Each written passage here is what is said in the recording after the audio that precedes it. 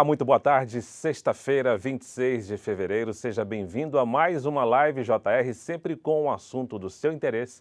Nesta tarde de sexta-feira, nós vamos falar sobre o câncer na pandemia do coronavírus. Para isso, nós convidamos dois especialistas no assunto. O Dr. Paulo Hoff, que é oncologista e diretor-geral do Instituto do Câncer do Estado de São Paulo. Dr. Paulo, seja muito bem-vindo. Boa tarde. Boa tarde, um prazer estar aqui com vocês hoje. Prazer é todo nosso. A gente recebe também o Dr. Alfredo Scaff, médico epidemiologista da Fundação do Câncer. Dr. Alfredo, seja muito bem-vindo. Boa tarde, muito obrigado pelo convite. É um prazer aqui conversar sobre esse tema com vocês hoje. Seja bem-vindo também. Prazer nosso também receber o nosso companheiro, apresentador do Jornal da Record, Celso Freitas. Celso, boa tarde. Boa tarde, Fara. Boa tarde, doutor Paulo, doutor Alfredo. É um prazer participar de mais essa live. Esta live JR é transmitida pelas redes sociais da Record TV, do Jornal da Record e também do portal r7.com. Você que nos acompanha, você internauta que nos assiste, já pode a partir de agora formular as suas perguntas, as suas dúvidas, enviar para a gente pelas redes sociais, que à medida que o programa vai acontecendo, nós vamos levar essas dúvidas de você internauta até os nossos convidados. O programa de hoje, a Live JR, é exibida também nesta sexta-feira na Record News, a partir das 6h10 da tarde. Então, a gente começa aqui falando sobre o câncer, que é um dos principais problemas, ou principal problema de saúde pública, responsável aí, terceira causa de morte, causando esse terrível problema nas pessoas. E eu vou começar com o Dr. Paulo Hoff perguntando o seguinte, Dr. Paulo, como é que a pandemia agravou ainda mais a questão de identificação e tratamento do câncer?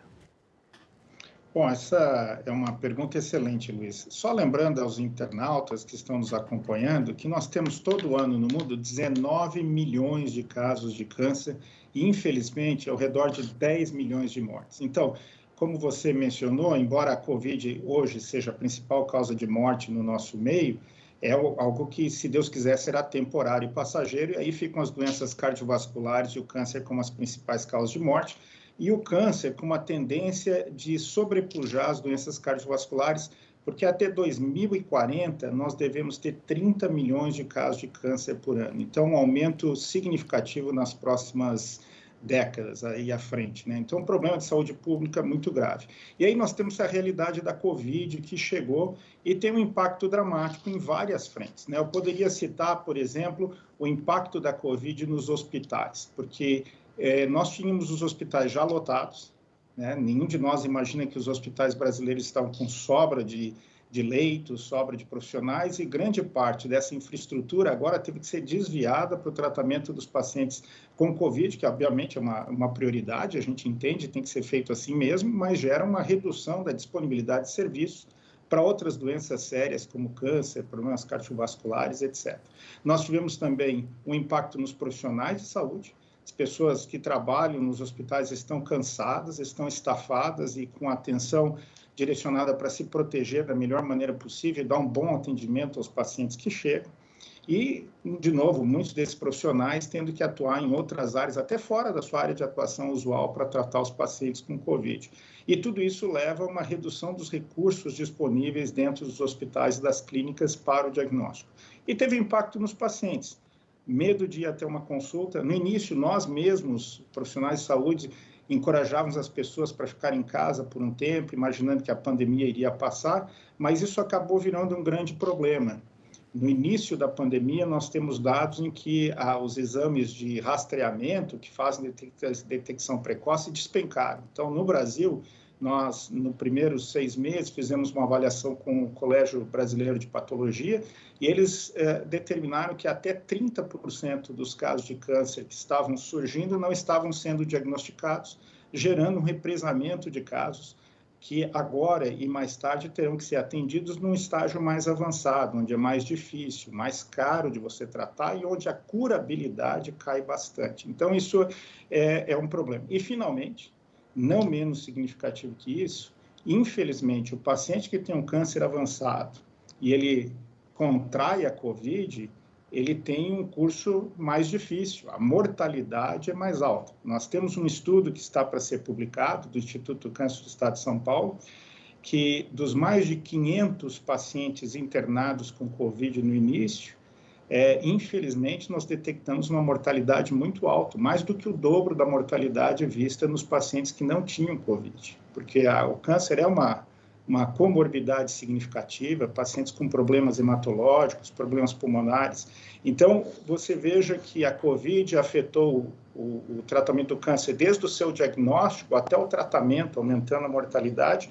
E existe um estudo publicado recentemente numa revista muito importante, o Lancet, com uma estimativa no Reino Unido de que esta pandemia vai levar até 20% de aumento na mortalidade por câncer nos próximos anos. Não é no próximo ano, é nos próximos anos, se estendendo esse excesso de mortes para os próximos 5 anos, pelo diagnóstico mais tardio, pelo represamento e pela dificuldade que os serviços terão de atender a todos. Porque, veja, nós tínhamos uma estrutura que atendia número X de pacientes. Agora, no futuro, terá que atender os mesmos X que irão ser diagnosticados e mais os que deixaram de ser diagnosticados anteriormente, colocando um estresse no sistema. Então, o impacto é muito grande da Covid no tratamento do câncer. Doutor Alfredo, como é que a Fundação do Câncer acompanhou esse início de pandemia em relação aos casos de câncer aqui no nosso território?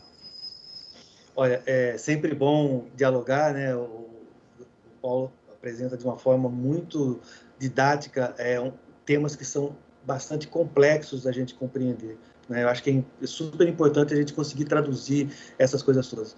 A Fundação do Câncer, a sede dela fica no Rio de Janeiro, né? Nós fizemos um levantamento em torno do mês de outubro do ano passado, comparando as mamografias de rastreamento, que são aqueles exames feitos de rotina para buscar o câncer de mama.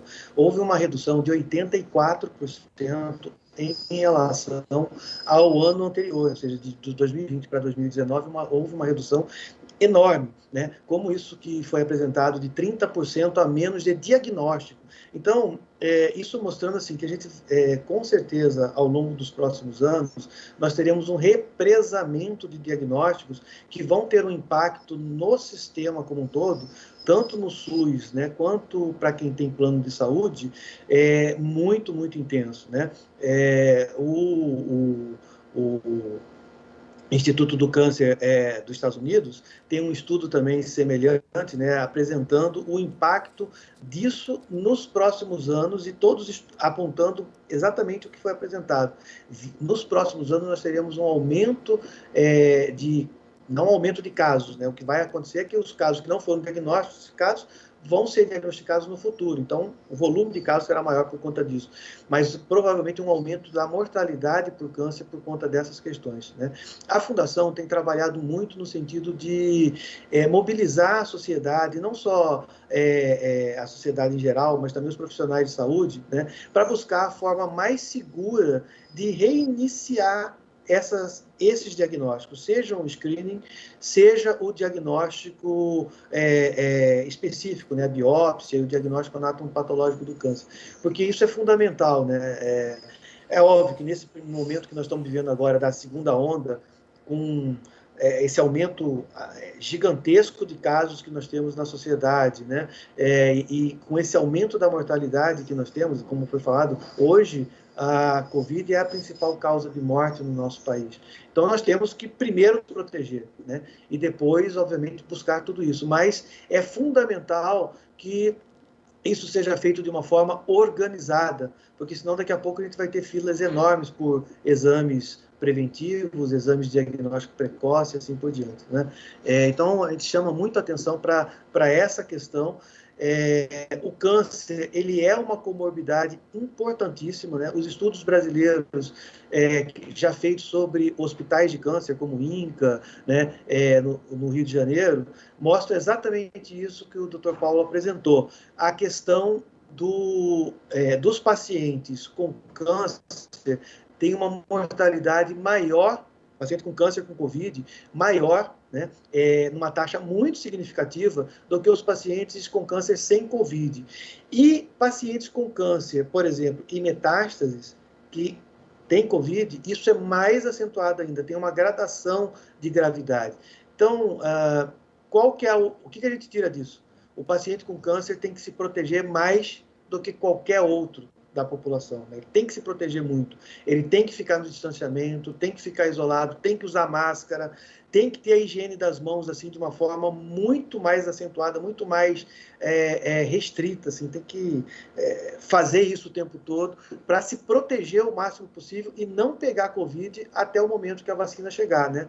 E daqui a pouco, se der tudo certo, né, Celso, né, Luiz e doutor Paulo, nós já teremos a vacina e nós na Fundação, e eu particularmente, brigo muito para que o paciente com câncer seja um paciente rapidamente vacinado. A gente traga logo esse grupo dos pacientes com câncer em tratamento para o grupo de risco e para a vacinação assim que possível, né? Os senhores já salientaram aí que o câncer não espera a pandemia passar. Agora eu pergunto, se uma pessoa está prestes a começar um tratamento de câncer, ela deve considerar de forma alguma o adiamento devido à Covid, né? O que acontece se o paciente tiver sido infectado com a Covid-19? Então, a Covid, para a maior parte das pessoas, mesmo com câncer, terá um curso leve. O risco do paciente com câncer é que essa chance de ser mais complexa, mais complicada, é maior.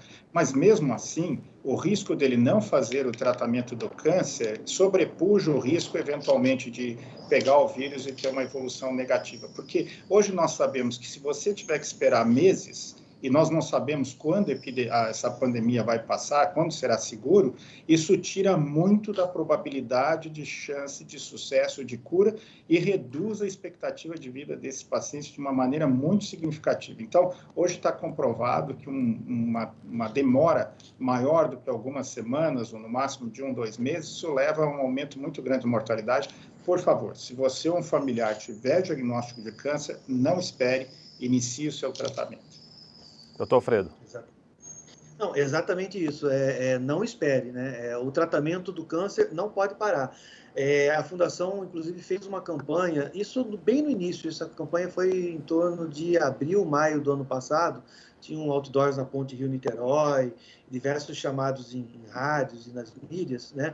Falando exatamente isso. Se você tem câncer, só saia de casa para o seu tratamento, mas não deixe de fazer o tratamento de maneira nenhuma, né? Então, a gente pegou muito nessa coisa, se proteja, mas não pare o tratamento de maneira nenhuma. Vou ficar um mês e depois volto à quimioterapia ou à radioterapia. De maneira nenhuma, né? Tem que continuar o tratamento porque... ainda mais porque a gente não sabe o quanto ainda vai durar essa epidemia. Agora, chegando a vacina, né, isso provavelmente nos próximos meses, isso deve chegar talvez em 1 ou 2 meses para o grupo de risco de câncer, né, acho que a gente começa a ter um pouco mais de tranquilidade. De novo, um pouco mais. Isso não significa de maneira nenhuma que a gente deve baixar a guarda, temos que continuar com o isolamento, com o uso da higiene, com o uso de máscara, até a gente ter um controle dessa epidemia de uma forma muito maior do que o que a gente tem hoje, muito maior do que está apontando para o que a gente tem hoje, né? Só para mim completar, nós estamos falando de paciente que não tem o diagnóstico. Se o paciente tem o diagnóstico e está com Covid, a gente espera passar Covid e aí começa o tratamento, naturalmente. A gente não dá quimioterapia para alguém que está ativamente com a doença, só para deixar bem claro. Agora, o doutor Alfredo citou a campanha regional aí da Ponte Rio-Niterói, lá no Rio de Janeiro. Os senhores acreditam, e essa campanha, né, doutor Alfredo, foi feita no ano passado, no início ainda da pandemia. Os senhores acreditam que vale a pena entidades como o Ministério da Saúde ou entidades privadas, secretarias de saúde, reforçarem uma campanha em nível nacional para que as pessoas possam se encorajar a tomar essas iniciativas de prevenção? Doutor Paulo.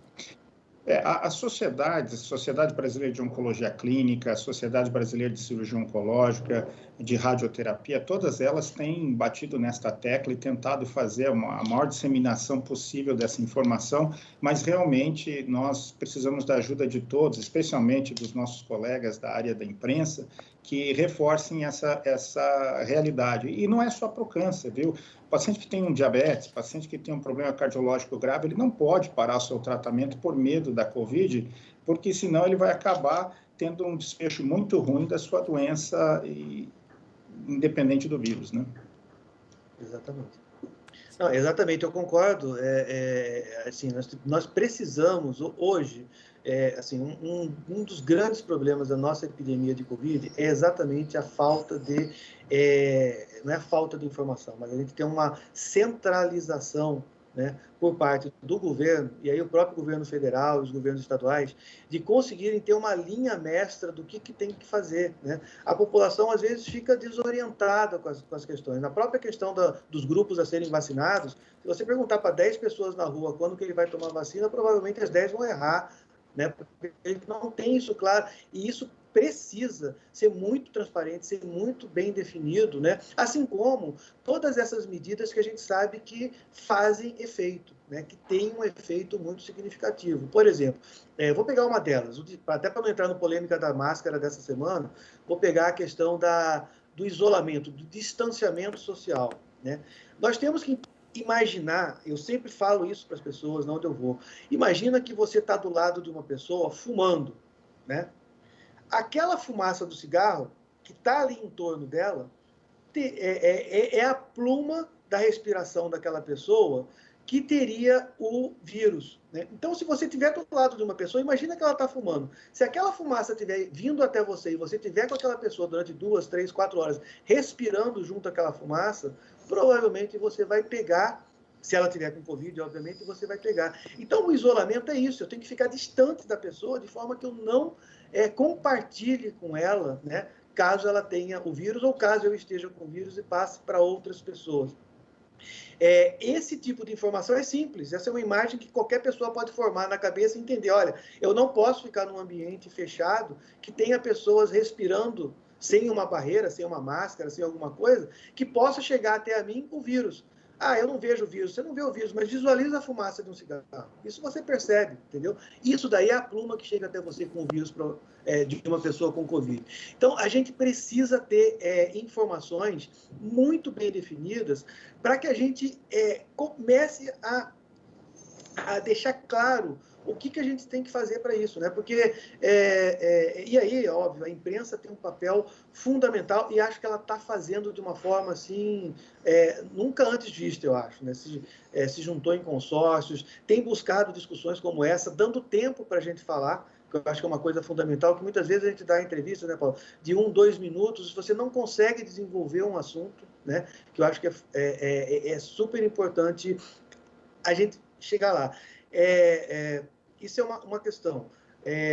Uma outra questão que eu acho que é fundamental é a vacinação. A gente precisa avançar no processo de vacinação, né? Essas idas e vindas que a gente tem visto, as N questões que já aconteceram aí nos últimos 6 meses em função disso, eu acho que já deu isso, eu acho que a gente já tem algumas apontamentos, a gente precisa da vacina. Eu tenho certeza absoluta, Celso, que tendo vacina, o SUS sabe vacinar. Na campanha de idosos que a gente faz, na campanha da vacinação da gripe anualmente, a gente vacina 1 milhão de pessoas por dia, a gente vacina 10 milhões, às vezes, uma campanha por semana, né? Todos nós, da área da saúde, não só médicos, fomos treinados desde o primeiro ano a vacinar pessoas. A gente obrigatoriamente participou das campanhas de vacinação. Então, isso não é mistério para o Brasil.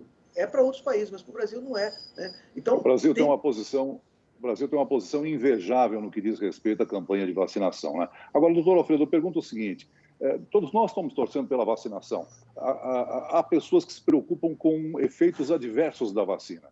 Por parte das autoridades em oncologia, há uma preocupação de acompanhar possíveis sequelas que possam aparecer a partir da vacinação em pacientes com câncer? Eu acho que essa resposta tem vários níveis, né? A primeira questão que eu quero afirmar é o seguinte: as vacinas, né? Aí tem várias, até onde nós sabemos, são muito seguras, né? Nós estamos vendo essa campanha no Brasil todo, com todas as questões de desinformação, de fake news, etc. Até agora a gente não teve nenhum caso concreto noticiado, assim que a gente conheça, que realmente aconteceu por causa da vacina, diretamente afetado pela vacina. Então, ela é muito segura, todas elas. A vacinação, com as vacinas que nós estamos no Brasil, principalmente as vacinas de vírus inativados, né? Vírus inativados é como se o vírus estivesse morto, né? Ele não está ativo, obviamente, no componente da vacina. Esse tipo de vacina, a gente já usa em pacientes com câncer em outras vacinas, né, como a vacina da gripe e diversas outras vacinas. E os resultados a gente conhece muito. É óbvio que a vacina da Covid é um outro vírus, é uma outra situação, mas a gente sabe que do vírus inativado, né, os efeitos no paciente com câncer são praticamente nulos, são muito pequenos e são muito periféricos. Assim, o custo-benefício não vale nem a discussão, né? Vamos vacinar e pronto, tá? Das vacinas de tecnologias novas, né, como as que estão se vacinando, principalmente na Europa, que os Estados Unidos têm usado muito, essas vacinas, a gente não conhece ainda qual seria o efeito, e aí eu acho que o Paulo pode falar com muita propriedade sobre isso, né, sobre o paciente oncológico, até porque as pesquisas não chegaram a estudar isso. Eu acredito que o efeito disso vai ser baixíssimo, né? Assim, não vai, por tudo que a gente tem estudado, tudo que a gente tem visto em outros países, acredito que isso vai ser totalmente... Não precisamos nos preocupar com isso, aí tem um monte de outras preocupações, né? A preocupação é, vamos vacinar. E aí é óbvio que a gente tem que acompanhar os pacientes, né? Existe a gente fala até a fase 3, né? Mas tudo tem fase 4, né? A fase 4 da pesquisa, assim, a fase 4 é exatamente a gente fazer a vigilância pós-uso da tecnologia. Então, eu estou usando um medicamento, uma tecnologia, uma vacina, né? Eu tenho que ter um acompanhamento, quando é uma tecnologia nova, exatamente para ver quais são os efeitos, primeiro, numa população gigantesca, né, que é o mundo inteiro, segundo, ao longo do tempo, né? O que isso vai acontecer nos próximos anos, né? Mas, assim, até onde a gente tem informação, Celso, Luiz, é muito seguro usar as vacinas, sabe? Nós lembramos que esta live JR está sendo transmitida pelas redes sociais da Record TV, do Jornal da Record e do portal r7.com. E você é convidado a enviar as suas perguntas para que os nossos especialistas tirem suas dúvidas. A Anne Beatriz Milhomem, ela está acompanhando pelo YouTube do Jornal da Record, ela diz o seguinte: aqui em Palmas, no Tocantins, só temos UPA e UBS. O maior hospital é o HGP, sempre lotado, e atende pacientes do Pará e Maranhão. Um déficit enorme de leitos e profissionais. Em cima disso, doutor Paulo, doutor Alfredo, a gente queria saber o seguinte: como é que está a estrutura no país em termos de hospitais especializados? Como é que está a estrutura, por exemplo, do SUS para tratar dessas questões? Como é que os senhores veem essa questão de atendimento à população àqueles pacientes de câncer? Bom, eu posso citar, talvez, a regulamentação oficial que emanou do Ministério da Saúde nos últimos anos, em que, no caso do Brasil, o ideal seria termos um centro de alta complexidade, ou seja, um centro que tivesse toda a disponibilidade de todo o aparato de tratamento do câncer para cada 500 mil habitantes, pelo menos. Houve um aumento substancial no número de UNACONs e CACONs, são as unidades e os centros de tratamento de câncer, denominados e acreditados pelo Ministério da Saúde. Nós ainda não temos um para cada 500 mil habitantes, como seria o ideal, mas houve um aumento substancial. Assim, os recursos para o tratamento do câncer vinham em ascensão nos últimos anos. Agora, a realidade é que, neste momento, como eu disse, o tratamento do câncer acaba competindo com o tratamento da Covid, que é muito mais urgente, né? Uma doença aguda e que precisa ter o tratamento. Então, em condições normais, o Brasil estava caminhando bem para poder dar atendimento adequado para os pacientes com câncer. Era necessário ainda uma ampliação, especialmente na área de cirurgia oncológica e radioterapia. Na parte de tratamento sistêmico, estávamos indo relativamente bem. Mas agora, como eu disse, nós vamos enfrentar a população com a incidência normal, mais os casos represados, e obviamente isso provavelmente vai suplantar a infraestrutura disponível para atendimento. Esse vai ser um dos dramas da pós-pandemia, como é que nós vamos enfrentar e dar vazão ao tratamento de todos esses pacientes. Então, é um problema sério. Doutor Alfredo. Olha, eu acho que essa pergunta tem, acho que duas questões. Uma questão, acho que é essa que o Paulo levantou, né? Das unidades de tratamento de câncer, né? E eu concordo totalmente com o que ele falou, né? A gente tem uma grave deficiência na questão da radioterapia, mas eu queria fazer um parêntese nisso, colocando o seguinte: câncer é uma doença tempo-dependente, né? É uma doença que não espera, né? Diferente de outras que você consegue montar serviços e ir controlando a doença, o câncer, ela é ponta da tecnologia do que a gente tem em todas as áreas, né? Se eu quiser montar hoje uma unidade de radioterapia com todo o recurso disponível, essa unidade de radioterapia vai estar funcionando daqui a 4 anos.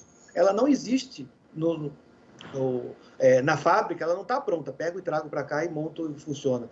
Ela vai ser fabricada para ser implantada. Então, um profissional, a curva de aprendizado de um profissional que trata câncer, eu não estou falando só do médico, não. Estou falando da enfermeira, estou falando do fisioterapeuta, do psicólogo para lidar com todas as questões que vêm de cuidado paliativo, é muito grande. Então, exige um planejamento.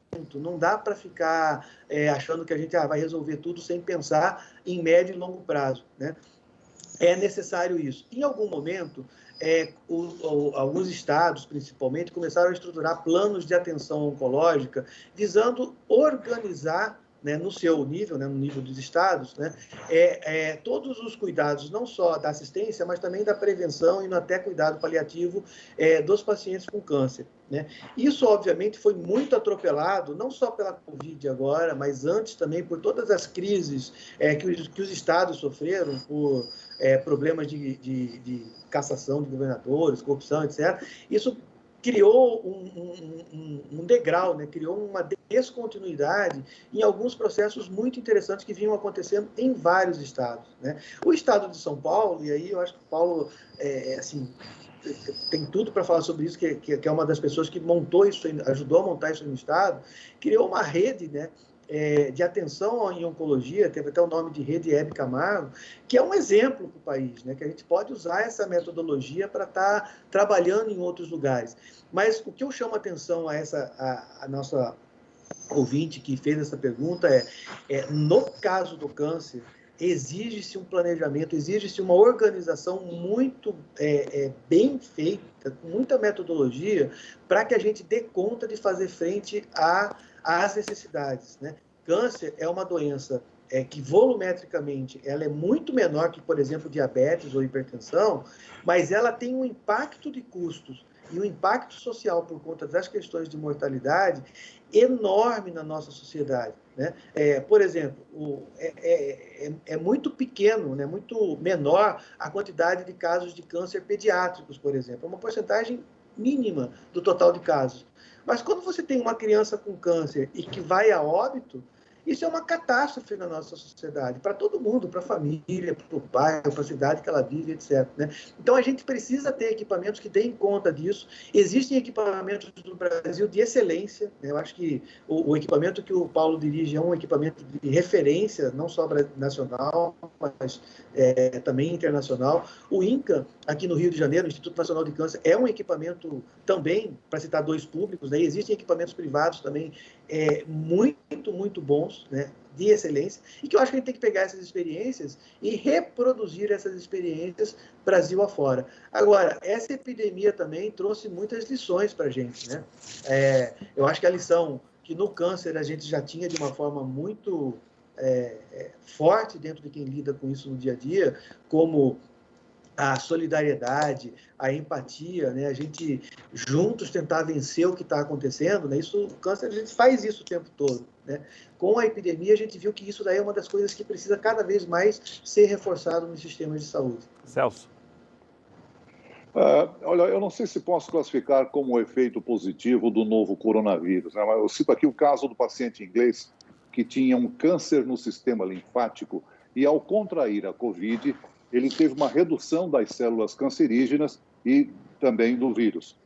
Ao que parece, o sistema imunológico dele combateu o vírus e as células cancerígenas. Eu queria que os senhores comentassem esse caso e falassem um pouco sobre a viroterapia, né, que a Clínica Mayo, nos Estados Unidos, tem desenvolvido estudos e testes combatendo cânceres com vírus, principalmente do sarampo. Tá bom, então vamos por partes, porque esse é um assunto interessantíssimo, né? A imunoterapia hoje seria, vamos dizer assim, a 3ª geração do tratamento oncológico.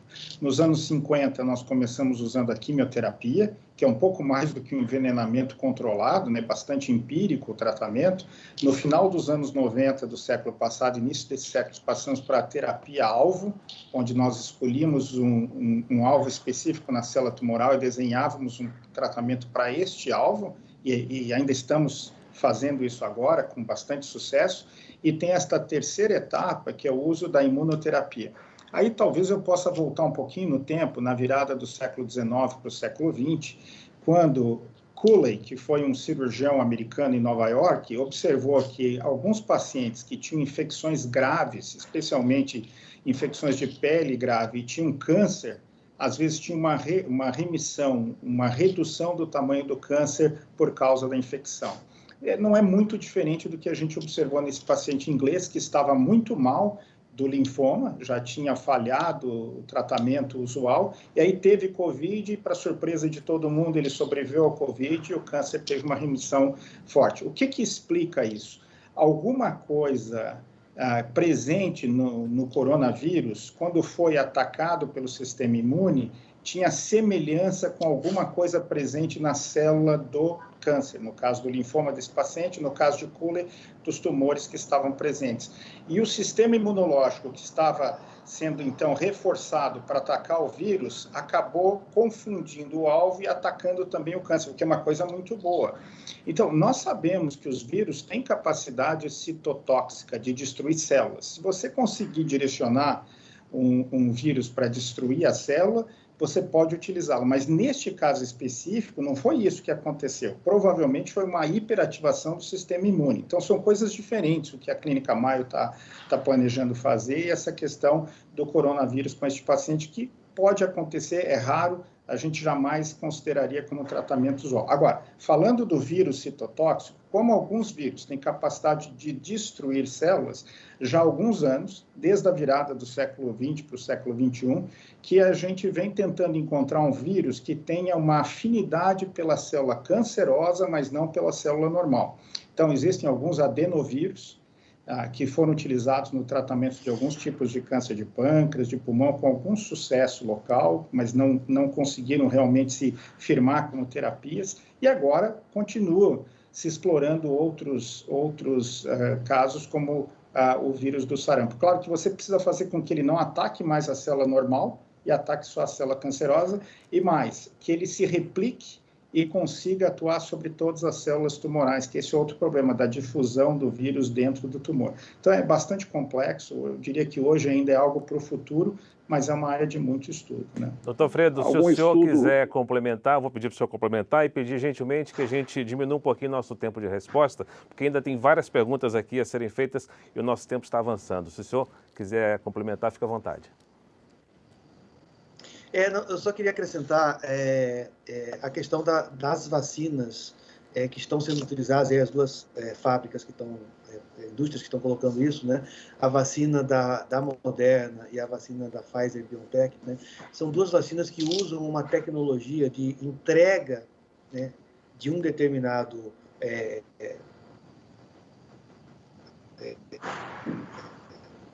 componente, né, para não dizer um fármaco, né, mas um determinado componente para a célula, e aquilo consegue a célula no seu sistema de RNA, DNA, etc.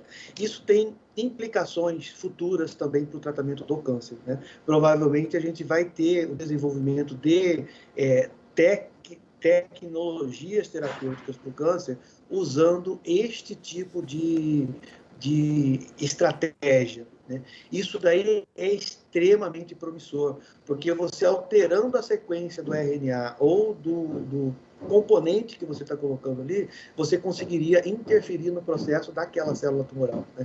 Então, existem diversos estudos sendo feitos, mas isso é para um futuro distante. Só queria lembrar que isso que nós estamos usando hoje da BioNTech, eles estão desenvolvendo isso há mais de 20 anos, né?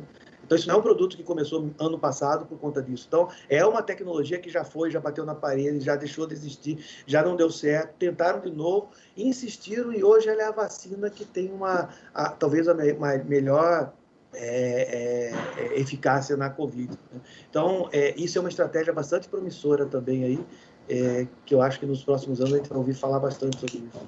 Agora, a gente tem ouvido falar até há algum tempo que o câncer de pulmão tinha maior incidência, e parece que o câncer de mama agora equipara a essa quantidade de incidência de tipos de câncer.